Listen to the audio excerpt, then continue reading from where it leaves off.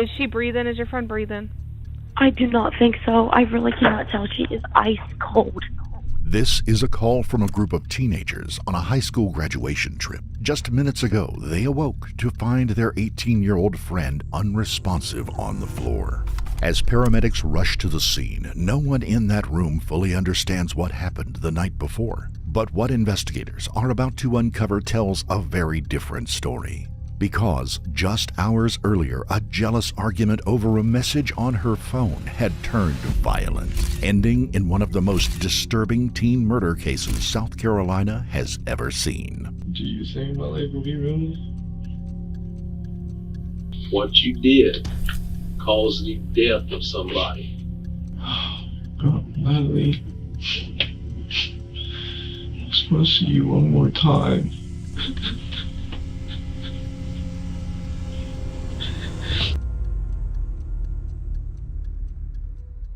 Paramedics and police would come into a situation with multiple teenagers in distress, a young woman lying dead on the floor of the master bedroom, and a young shirtless man crying and muttering that it was all his fault, all his fault. The young woman, it became evident, had died the night before and rigor mortis had set in. The CPR that had been performed heroically on her was in vain. The young man claiming responsibility was bleeding slightly from two small puncture wounds just below his sternum. He showed scratches, also apparently from some kind of knife, with one on his wrist and one at his throat. 18-year-old Blake Linkus would be arrested, placed in handcuffs, and taken to the nearby Grand Strand Hospital for treatment of his wounds, observation, and questioning by police. 18-year-old Natalie Martin, who worked in a daycare and was beloved by so many, would never see home again. The lives of the other 6 young people on that trip also would never be the same. Considering everything that had happened and what Blake was looking at down the road, it would seem that he was resigned to his fate or possibly just bored with it all. It is now the afternoon of June the 8th, and it's time for Blake to sit down and explain what happened that evening. They let him sit in the room by himself for a few minutes to settle in, and hopefully the weight of the situation will dawn on him. He is obviously uncomfortable, but doesn't seem to fully understand what he has waiting for him. Eventually, Detectives Jones and Skeller from the Horry County Sheriff's Department enter and begin the interview after explaining his Miranda rights. Blake waives those rights and lets them know that he is fully willing to talk to them. Oh, you guys were planning on going to the House of Blues, right? Okay. Just start from there and walk me back through everything again. We all got Ubers to go there, and then I was talking to other friends that I knew there, and everyone else was in the back, towards the back of the line, and they were saying Dakota was getting kicked out, so I walked over there and just wondering what was going on. And he was going to get an Uber back, and I didn't feel good, so she was going to go back. I wanted to get Dakota to come back and Natalie, so I went with them. And then got back and kept bringing more. Me and Natalie, got stuff together. Dakota took a little bit of a nap. We just kept hanging out with them. And then later on, the whole situation happened, which I didn't mean to. It just happened. I would never harm her anyway. I thought it was a dream. I didn't even know it was true. So you, Dakota, and Natalie, or was it right back to the rental unit y'all were at? Alright. Do you remember about what time that was? Or have an idea, maybe? It's just one thing I'm never... Okay, was it dark? It was dark towards on. Was it dark? Alright. Every year, tens of thousands of recent graduates and young people make their way to the white sands and activities of Myrtle Beach, South Carolina. For many kids on the East Coast, it is a rite of passage. In the first week of June, a group of 8 young people from Ohio made such a trip. The group had made a 9-hour trip in 2 cars and planned to do as many groups do, all piling into one vacation rental condo on Mason Drive. As with so many of these beach trips, there was a lot of alcohol involved once the young people arrived.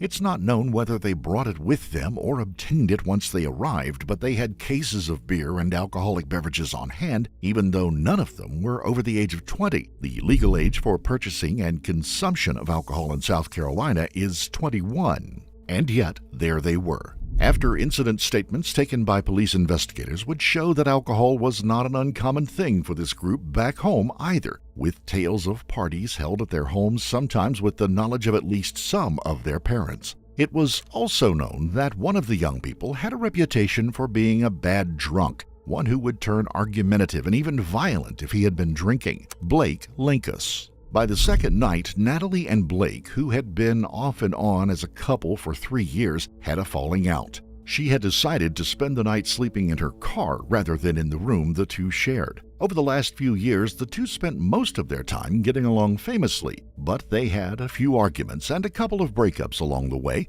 Blake was on the possessive side, and when he drank, he was more than willing to fight for or with Natalie. Still, they had been prom dates and had made this trip together. After Natalie spent the night in her car and Blake spent the night alone in a large bed, the two seemed to work it out. Sun, sand, and suds seemed to patch things up, and it would look that way until June the 6th, the 5th day of their trip. That evening, the group would head out to the House of Blues in North Myrtle Beach for a night of music. One of the group would be stopped by the bouncers at the front door. The young man was carrying an open container of alcohol. Since he was underage, they wouldn't let him in, even after he got rid of the drink. Blake and Natalie would tell their friends they would accompany him back to the condo and just made an early night of it. And that they did. Once back at their place, Natalie and Blake retreated to their room while their friends settled in for a night of TV. It shouldn't have been much of anything for the night. Blake had pre-gamed for the night or had alcohol before leaving to go to the club, and he was still intoxicated when he and Natalie laid on the bed and began scrolling on their phones. At some point, Blake looked over and noticed a Snapchat message on Natalie's phone, one sent by some guy she had met earlier in their visit. What the message hinted at, and apparently Natalie's response, sent Blake into a rage that would culminate the next morning in a call to 911 and an attempt by Blake to harm himself in the room's shower using a steak knife from the kitchen. You said the whole thing happened. All right. Tell me what that whole thing was. I'm pretty sure we were watching TikTok or something, and I got mad over something on her phone. It's hard for me to exactly remember what it was, and I thought I choked her for a little bit, and she fell off the bed, and I thought she said something to me. Like, I didn't think she was just dead, so I just decided to go to bed because Dakota, it seemed like he didn't want to even go to the club. You know, I should have checked on her. All right, I'm gonna back you up. And you said you got an argument over something over the phone. Yeah. What was that? I'm sure it was like other dudes or something. I don't know. Okay. It's obvious that Blake is downplaying the entire event, something he would continue to do time and time again. The detectives know this wasn't a casual accident. Now, what led up to choking her? Tell me excruciating detail about that. We were beside each other, and she was on her back and I was on my side, like towards her, and I'm pretty sure I was just saying stuff to her, and I just reached and she was saying stuff back, and I just reached over, and she was at the edge of the bed, so I just choked her for a little bit, not meaning to just try to kill her whatsoever. Yeah, how were y'all on the bed? Were y'all with say this is the bed that's up against the wall here, were y'all feet this way or feet this way, or? Feet towards the end of the bed. Feet towards the end of the bed, okay. Alright. Which side of the bed was she on? Was she on this side or that side?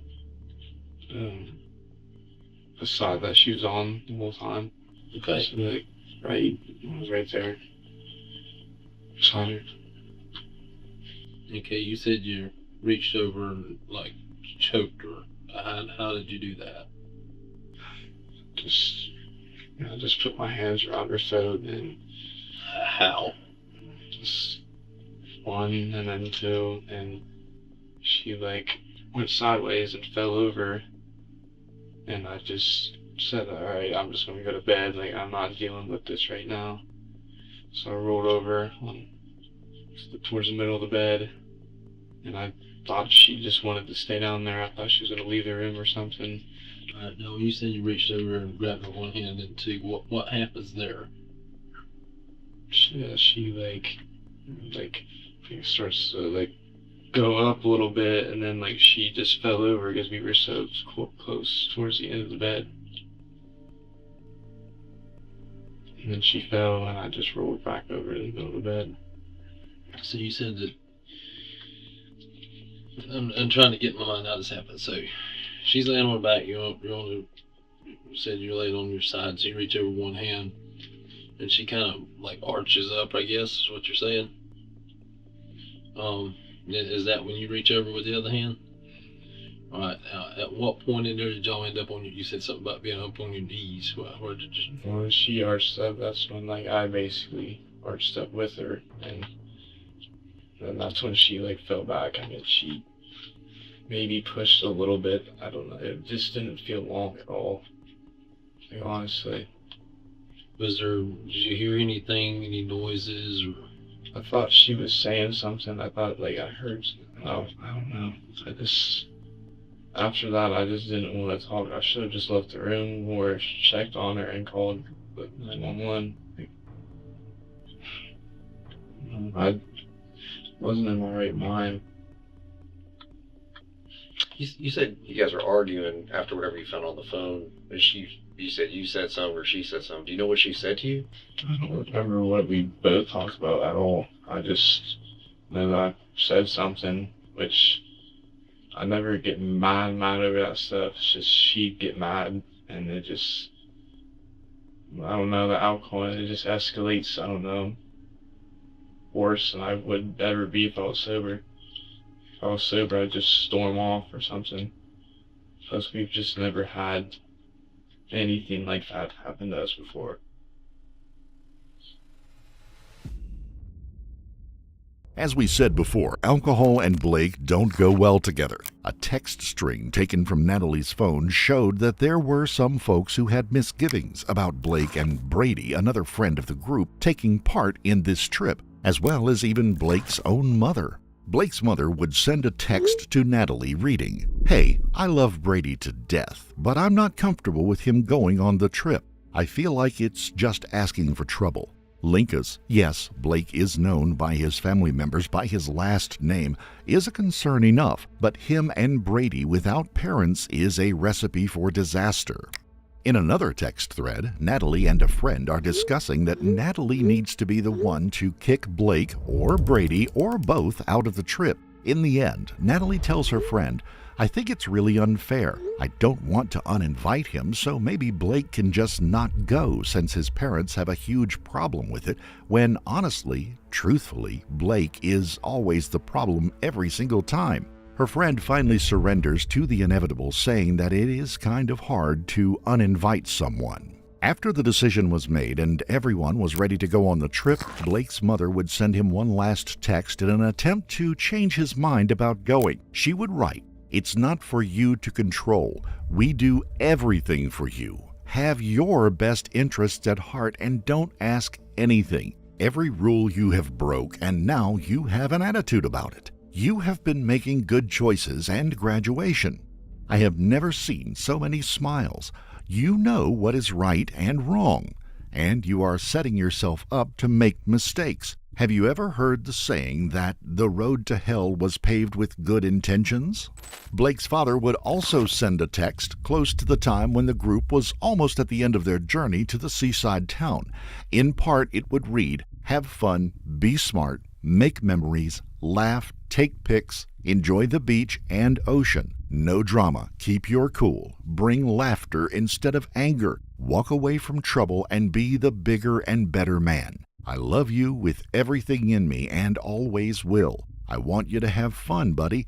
Be safe and check in, please." Now that we have a better picture of what was going on behind the scenes before the trip even began, let's rejoin Blake's interview with the investigating officers.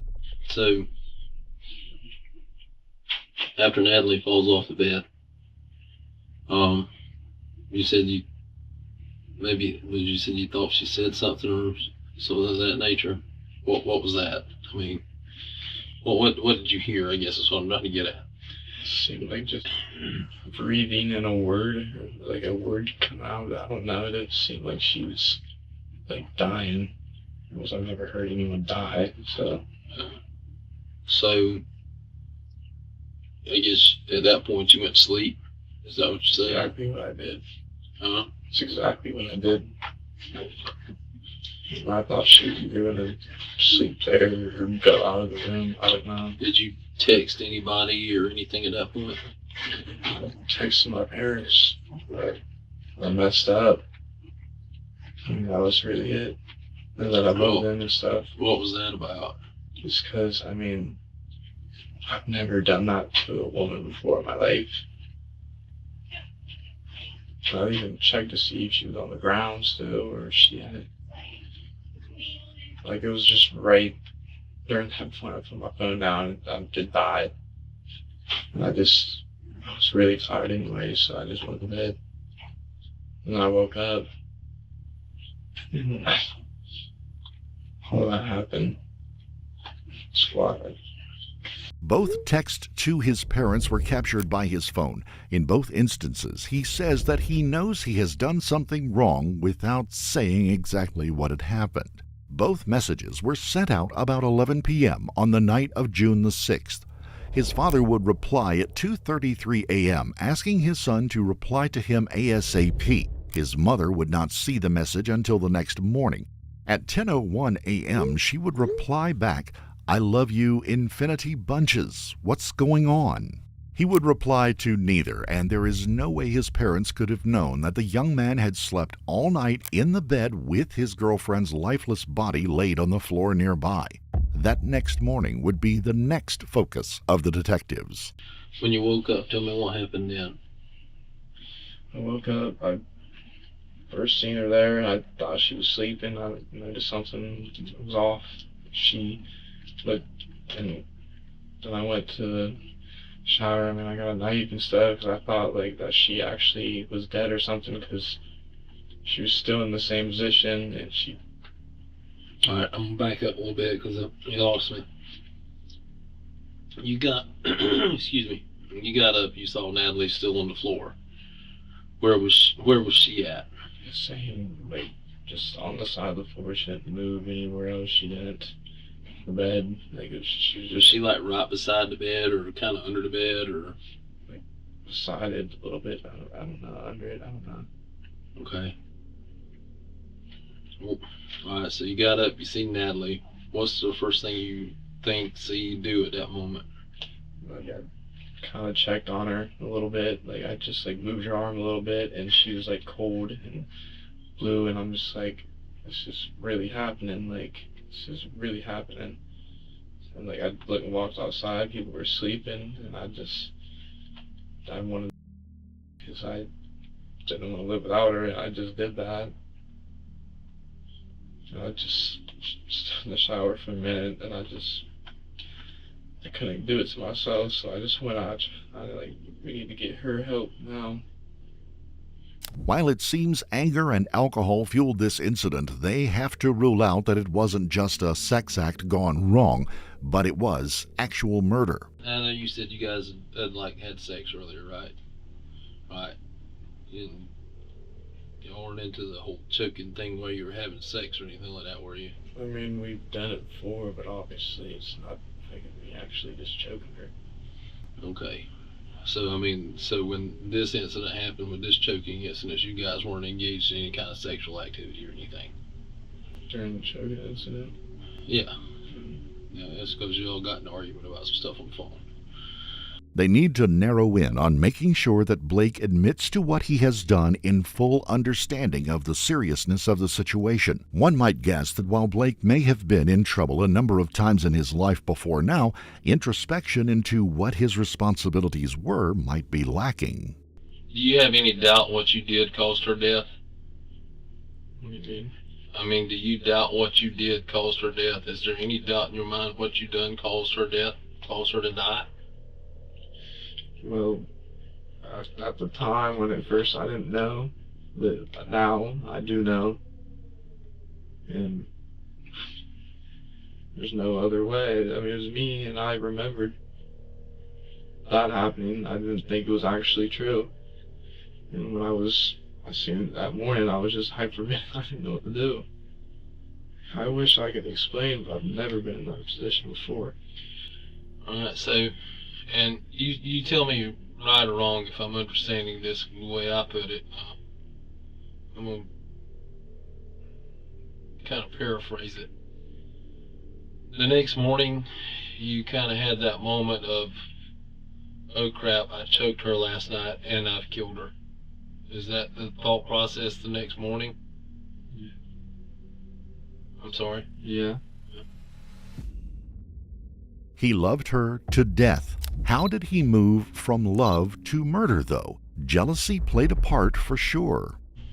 And I was a little bit mad, obviously, but I wasn't trying to, like, completely harm her, even though, What did you get mad about? whatever I seen on her phone, it was just like, What'd you see on the phone? You know what you saw. well, it wasn't nothing like, well, dude was like trying to meet up with her that was there down at, Myrtle Beach and Corner Bay and stuff, and she wasn't even like, Oh, she gave out her number to some dude? no, this Oh. was like through Snapchat. Okay, okay, I got It's you. just all the Snapchat. Gotcha. I don't know, I just kind of got mad about it. She was saying, I don't know, stuff like, I don't know. She showed me her text, and I don't know. And then they ask about the anger issues. What happened to your hand right there? This Yeah. punched out my tail leg. This was a year and a half ago at a party. Were you drinking then? That's why everything that I do when I drink, it just leads into something bad. Somehow, in the process of all of this, the situation becomes real to Blake. He's not a kid in trouble anymore. He's an adult, and he is a murderer. The weight begins to settle on him.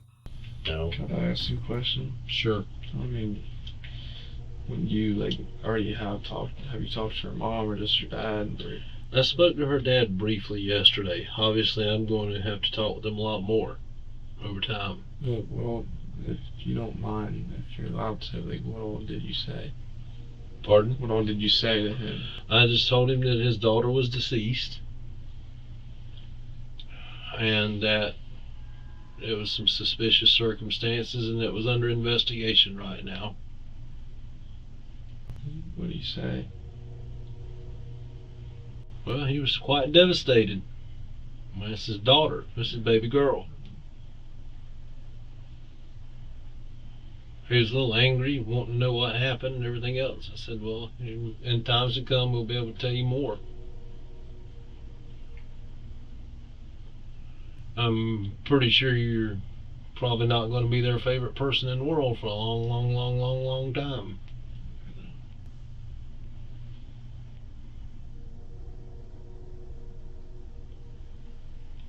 I would argue that when when everything kind of settles down, though, if you talking with us and telling us everything to give them everything that we know to the best of our knowledge, though, that's at least the best thing that you could do, just to at least giving that to them. Yeah. And that's why we're asking these things. I understand. I don't want to lie over the one I've loved more than anyone in my whole life, and that's their own daughter. They're the best parents in the world. I just want them to know that I didn't mean to do that. And my intentions were not to do that at all. And now everyone's going to hate me, and I didn't even mean to do that. I do got anger issues, but never towards her. It's gotta get it from my dad. He's gotta take medicine for it, which he's been doing better. But like I said, this is the first time I've met you today, at least we can say this though, for what has happened. Hey, you're manning up now and telling the truth with it though. He was there for a moment, but then he slips back as if something tells him this problem will go away in the time frame that has no basis in reality, that he can make a promise of change like he had done so many times before and get off with light punishment. Now, by himself, the young man resorts to sending up words to a Natalie that is no longer there. God, Natalie, I just want to see you one more time. Just one more time. Please. Please. Please. I just want to see you. I just want to see you. I just want to see you. I want to talk to you. Look. I just want to see you.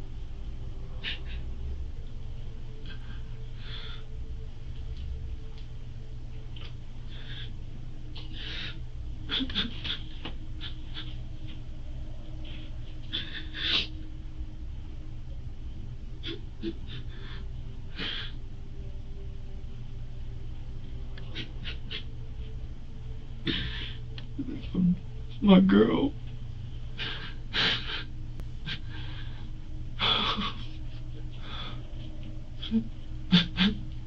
How is this happening?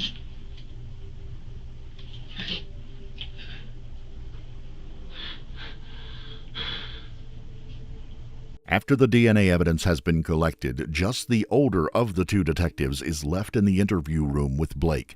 Blake is about to step through a door into a life he never would have imagined, and he is afraid. He asked the detective a simple question. Do you think my life will be ruined? Blake, I don't know how else to tell you this, buddy, but your actions killed somebody. What you did caused the death of somebody. Blake Linkus would end up pleading guilty to the murder of Natalie Martin just days before he was set to go to trial. He would receive a 45-year sentence and begin serving it at the Tiger River Correctional Institute in Spartanburg County, South Carolina. Just before Christmas in 2025, Blake filed a notice seeking a post-conviction relief from his guilty plea. He would tell local news outlets that he should not have been guilty of murder because the killing was neither intentional nor premeditated. He would say that he was guilty of the situation, but not the charges. We would like to extend our deepest sympathies to the family and loved ones of Natalie Jane Martin, an 18-year-old woman taken far too soon.